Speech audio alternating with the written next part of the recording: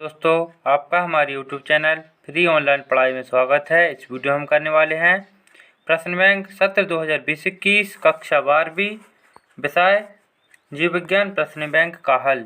तो इस वीडियो में हम देखेंगे अध्याय 3 और 4 के जो प्रश्न आपसे प्रश्न बैंक में पूछे गए थे उन सभी प्रश्नों का हल इस वीडियो में करने वाले हैं। तो वीडियो को अंत तक जरूर देखें। तो चलिए शुरू करते हैं इस वीडियो को।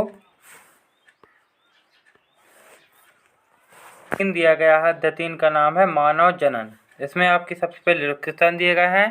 तो इन रिक्त स्थान के आंसर आपको इसी में प्रोवाइड करवाए गए हैं, तो आपको ये अच्छे से इन्हें तैयार कर लेना है। इसी प्रकार आपके सही विकल्प के आंसर भी दिए गए हैं। फिर आपके सही जोड़ी भी दी गई हैं, तो इनके आंसर भी आपको प्रोवाइड करवाए गए हैं और एक वाक्य में उत्तर, इन सभी के आंसर आपको प्रोवाइड करवाए गए हैं। तो इनको तो आप अच्छे से तैयार कर ही लेना। लेकिन आपके जो अति लघु उत्तरीय प्रश्न है, जैसे इसका पहला है रजोनिवृत्ति, दूसरा शुक्रिय प्रद्रव्य, इस लघु उत्तरीय में मादा जनन तंत्र, विषण तथा अंडाशय के बारे में दो कार्यों का वर्णन। इसी प्रकार आपके आगे के प्रश्न दिए गए हैं 3 नंबर 5 अंक वाले भी।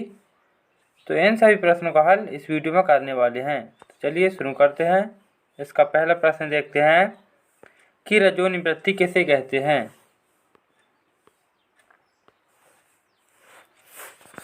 इसमें आपका जो पहला प्रश्न था कि रजोनिवृत्ति से आप क्या समझते हैं, लेकिन इसमें आपको तीनों बता दे रहा हूं मैं कि रजोधर्म, रजोदर्शन तथा रजोनिवृत्ति से आप क्या समझते हैं। तो इसका पहला है मनुष्य मादा में यौनावस्था के बाद हर 28 दिन पर सगर्भता की अनुपस्थिति में योनि के रास्ते रक्तस्राव होता है, इसे रजोधर्म कहते हैं। इस रक्तस्राव का कारण गर्भाशय की अंतःस्थ परत और उसकी रक्तवाहिनियों का नष्ट होना होता है और यौनावस्था शुरू होने पर जो सबसे पहले रजोधर्म होता है उसे रजोदर्शन या मेनर कहते हैं। स्त्रियों में, यहाँ से आपका ये आंसर होता है, स्त्रियों में 50 वर्ष की आयु प्राप्त करते ही आर्तचक्र बंद हो जाता है, इस स्थिति को रजोनिवृत्ति कहते हैं। ये आपका आंसर हो जाएगा। अगला प्रश्न देखते हैं।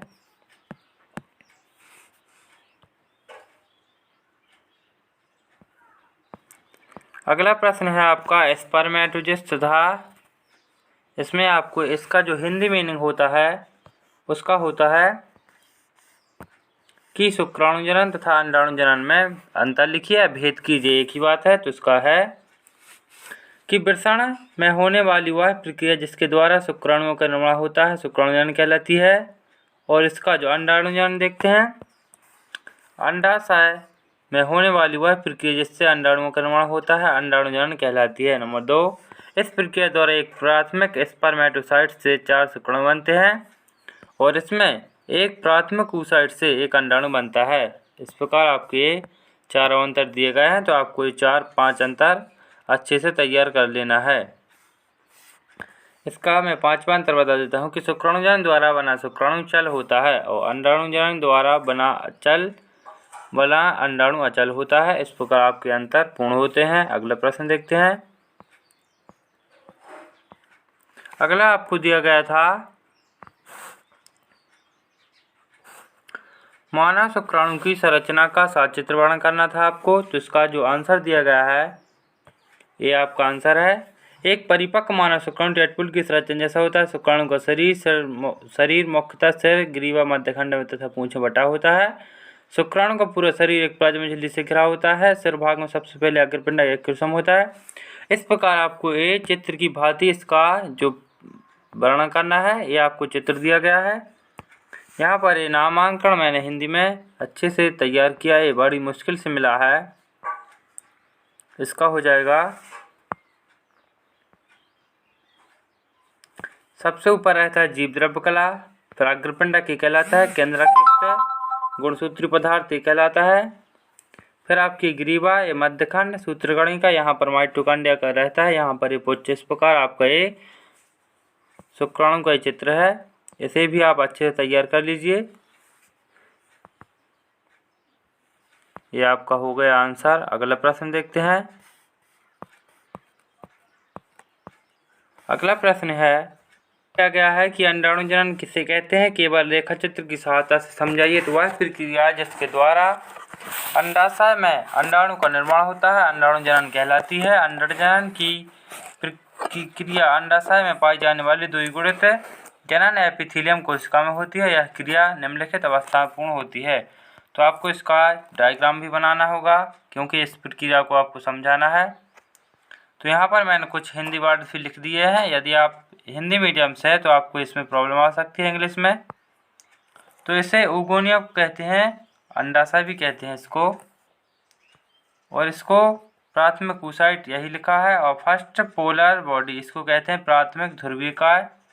सेकेंडरी oocyte द्वितीयक oocyte कहते हैं इसे, और ओवम को कहते हैं अंडक, और सेकंड पोलर बॉडी को कहते हैं द्वितीय ध्रुवीयकाय, और एडिशनल पोलर बॉडी इसको कहते हैं एड्रीगोनल ध्रुवीयकाय। इस प्रकार आपकी ये अंडाणु जनन की क्रिया होती है। इसे भी आप अच्छे से तैयार कर लीजिए। इसके जो चरण होते हैं वो इसमें आपको 3 चरण दिए गए हैं। पहला वृद्धि अवस्था, तो भोज्य पदार्थों को एकत्रित करने से आकार में बड़ी हुई स्पर्मेटोगोनिया अब प्राथमिक स्पर्मेटोसाइट्स में कहलाती है। नंबर सी परिपक्वन अवस्था, इस अवस्था में प्राथमिक स्पर्मेटोसाइट अर्धसूत्री विभाजन द्वारा 4 समान कोशिका बनाते थे जिन्हें स्पर्मेटेड कहते हैं। फिर नंबर दूसरा कि स्पर्मेटेड का कायांतरण कुछ अचानक हुए परिवर्तनों के फलस्वरूप गोलाकार स्पर्मेटेड कायांतरित होकर पूर्ण विकसित चल कोशिका में बदल जाता है जो सिर, गर्दन और पूंछ का बना होता है। इस प्रकार आपकी अंडजनन की क्रिया संपूर्ण होती है। इसका विवरण भी मैंने बता दिया है, तो आपको इसे अच्छे से तैयार कर लेना है। ये वार्षिक परीक्षा की दृष्टि से बहुत ही IMP प्रश्न है, तो आप इसे शुक्राणु और अंडाणु जनन को तो अच्छे से तैयार कर ही लेना। अगला देखते हैं।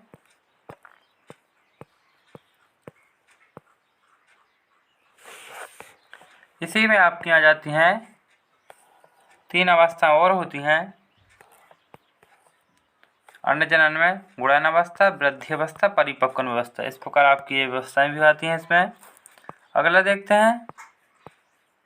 अगला जो आपसे पूछा गया था कि मनुष्य के नर जनन तंत्र का आपको वर्णन करना है, तो इसका भी वर्णन मैं आपको बताता हूँ कि नर मनुष्य में जघनास्थ क्षेत्र में एक मासल संरचना श्वसन होती है जो बीच में मूत्रवाहिनी होती है। स्तन के नीचे उसकी जड़ में एक मासल थैली वृषण कोश कहलाता है। इसमें अंडाकार संरचना वृषण होते हैं। इस प्रकार आपको इसका वर्णन लिख देना है। इसके नीचे आपको इसका चित्र भी बनाना है, तो ये आपका चित्र हो जाएगा। यहाँ ये मोस्ट IMP प्रश्न है। यहाँ पर शुक्रवाहिका, शुक्राशय, मूत्राशय, मलाशय या द्वारा होगा, ये वृषण कोश, मूत्रमार्ग और ये मूत्रवाहिनी मतलब श्वसन। इस प्रकार आपका ये नर जनन तंत्र का चित्र कंप्लीट होता है। आपको इसे भी अच्छे से तैयार कर लेना है। इसके जो विवरण है इसका नीचे इसका भी आ सकता है आपको। फिर आगे आपसे पूछा गया था एक प्रश्न कि मानव का मादा जनन तंत्र भी आपको समझाना है, तो ये आपका हो जाएगा नर जनन तंत्र। ये तो मैंने बता ही दिया है, लेकिन आपका ये मादा जनन तंत्र ये भी आपको करना है। ये कहलाता है गर्भाशय, ये फैलोपियन नलिका, इसे एंड्रोमेट्रियम कहते हैं, इससे सर्वक्स, और ये अंडाशय, ये फिम्बरी। इस प्रकार आपका ये मादा जनन तंत्र भी कंप्लीट हो जाएगा। ये आपकी योनि, और यहाँ पर आपके दोनों के हेडिंग डाल देंगे कि ये क्या है, मानव का मादा जनन तंत्र, ये आपका मादा का नर जनन तंत्र। इस प्रकार आपका ये क्वेश्चन भी आपका कंप्लीट होता है। अगला प्रश्न देखते हैं। फिर आपका आया था कि रजोधर्म चक्र का विस्तार से वर्णन कीजिए, तो ये आपको अच्छे से कर लेना है। ये भी आपका इम्पोर्टेंट प्रश्न है। ये आपका प्रश्न है और ये आपके आंसर हो जाएंगे। ये आंसर थोड़ा बड़ा है, तो इसे आप अच्छे से तैयार कर लीजिए। ये देखते जाइए। ये अवस्था है ल्यूटियल अवस्था, अंडोत्सर्ग अवस्था, प्रसार अवस्था, ये तीनों अवस्थाएं हो गई। नंबर चौथी रजोधर्म अवस्था, ये आपका चित्र द्वारा समझाया गया है।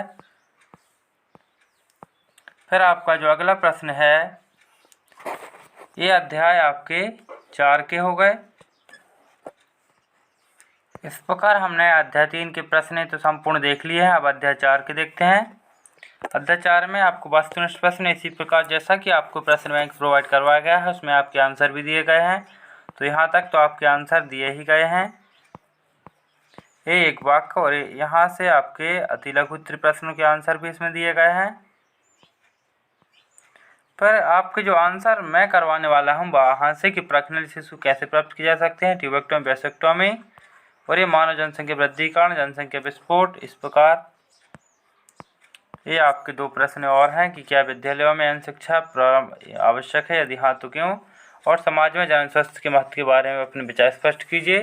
ये मैं आपको बताने वाला हूँ। तो चलिए शुरू करते। इसका पहला प्रश्न है, इसका जो आपका अगला प्रश्न है 7वें नंबर का, ये पहले बता दे रहा हूँ, आप ये विधिवत नहीं लगे हैं, आप इन्हें अच्छे से पढ़ लीजिए कि क्या विद्यालयों में यौन शिक्षा आवश्यक है, यदि हाँ तो क्यों। ये एनसीईआरटी का प्रश्न है, आपको अच्छे से कर लेना है। इसका जो आंसर है, विद्यालय में पढ़ने वाले छात्र छात्राएं यौन अवस्था को प्रारंभ करने करीब होते हैं, अतः यौन शिक्षा को आवश्यक करने से युवाओं को यौन संबंधी सही जानकारी मिलेगी तथा वे यौन संबंधी विभिन्न पहलुओं के बारे में फैली भ्रांतियों पर विश्वास न करेंगे तथा गलत अवधारणाओं से बचेंगे। अतः विद्यालयों में यौन शिक्षा आवश्यक है। इस प्रकार आपका आंसर हो जाएगा। अगला प्रश्न देखते हैं। अगला है, किसी व्यक्ति को यौन संचालित रोगों के संपर्क में आने से बचने के लिए कौन से उपाय करने चाहिए, ये भी आपके एनसीईआरटी का प्रश्न है। तो इसका पहला है, किसी अनजान व्यक्ति या बहुत से व्यक्तियों के साथ यौन संबंध न रखना, सुरक्षित यौन संबंध स्थापित करना जैसे कंडोम का उपयोग करना। नंबर 3, शंका की स्थिति में समुचित जांच एवं सही चिकित्सकीय उपचार। ये आपको 3 सावधानियां रखनी चाहिए, तभी आप इससे बच सकते हैं। अगला प्रश्न देखते हैं। अगला प्रश्न आपसे पूछा गया था कि निम्नलिखित पर टिप्पणी लिखिए। तो आपको इसमें क्या करना है कि 3 टिप्पणी, 2 आपसे ये पूछा गया है। एक तो पूछा गया है वैसेक्टोमी और एक पूछा गया है ट्यूबेक्टोमी। वैसेक्टोमी कहलाती है पुरुष नसबंदी और ट्यूबेक्टोमी कहलाती है महिला नसबंदी। तो यह इसका पहला है कि यह शल्य क्रिया विधि पुरुषों में स्थायी बंधकरण तकनीक है, जिसके तहत अंडकोश से वीर्य ले जाने वाले शुक्रवाह को काटकर तत्पश्चात मोड़कर बांध दिया जाता है। इससे शुक्राणु परिवहन अवरुद्ध हो जाता है तथा निषेचन नहीं होता, इसे पुरुष नसबंदी कहते हैं। इस प्रकार आपका ये ट्यूबेक्टोमी, इसी प्रकार आपको यहाँ तक लिख देना है। अगला प्रश्न देखते हैं।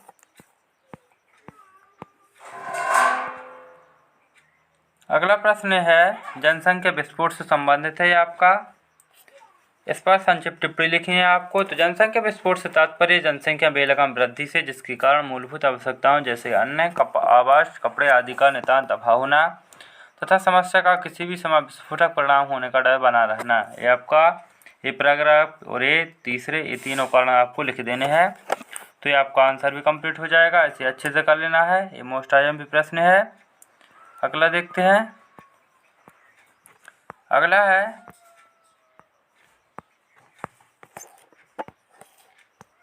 समाज में जनन स्वास्थ्य के महत्व के बारे में अपने विचार प्रकट कीजिए। तो इसका पहला है, जनन स्वास्थ्य का मुख्य उद्देश्य समाज को जनन के सभी पहलुओं सहित एक संपूर्ण स्वास्थ्य की प्राप्ति करना है, और जो संपूर्ण स्वास्थ्य के अंतर्गत शारीरिक, भावनात्मक, व्यवहारात्मक तथा सामाजिक स्वास्थ्य आते हैं। इसका पहला,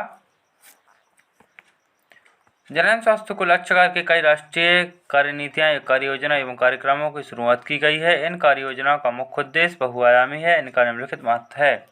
पहला, यौन संबंधी विभिन्न पहलुओं के विषय में फैली भ्रांतियों और अंधविश्वासों को दूर करना तथा लोगों को यौन एवं जनन संबंधी बीमारियों के विषय में जांच कराने तथा उचित परामर्श लेने के लिए प्रोत्साहित करना। इस प्रकार आपका ये आंसर थोड़ा बढ़ा दिया गया है। यदि मैं इसको पढ़ूंगा तो वीडियो बहुत लंबा हो जाएगा, इसीलिए आपको ये 6 कारण अच्छे से तैयार कर लेने हैं। ये हो सकते हैं, ये इनकी सुविधा है। फिर आपका जो अगला प्रश्न पूछा गया था कि एमनियोसेंटेसिस क्या है या कैसे की जाती है, इतना पूछा गया था कि एमनियोसेंटेसिस क्या है, लेकिन आपसे आगे ही पूछ सकता है वार्षिक पेपर में। तो आपको इस प्रश्न को अच्छे से तैयार कर लेना है कि एमनियोसेंटेसिस एक तकनीक है जिसके अंतर्गत गर्भस्थ शिशु के चारों ओर उपस्थित एमनियोटिक द्रव को सिरिंज से निकालकर उसमें पड़े शिशु कोशिकाओं का गुणसूत्रीय परीक्षण किया जाता है। ये आपकी हो गई एमनियोसेंटेसिस की क्रियाविधि यहाँ तक। इस प्रकार आपको आगे प्रश्न लिख सकते हैं। इस प्रकार आपका ये अध्याय 3 और अध्याय 4 के अध्याय 1 तो हटा दिया गया है। अध्याय 2 के प्रश्नों का सॉल्यूशन आपको प्रोवाइड करवा दिया है। यदि आपने वो नहीं देखा है तो वीडियो की डिस्क्रिप्शन में लिंक दी हुई है, आप वहां से इस वीडियो को बड़ी आसानी से देख सकते हैं। फ्री ऑनलाइन पढ़ाई चैनल को सब्सक्राइब करें और इस चैनल से जुड़ जाएं ताकि आप अपनी वार्षिक परीक्षा की तैयारी अच्छे से कर सकें, क्योंकि इस पर प्रश्न बैंक रोजाना अपलोड किए जा रहे हैं। तो इन्हीं से पढ़ें, इन्हीं से आपका पेपर आने वाला है। Thanks for watching.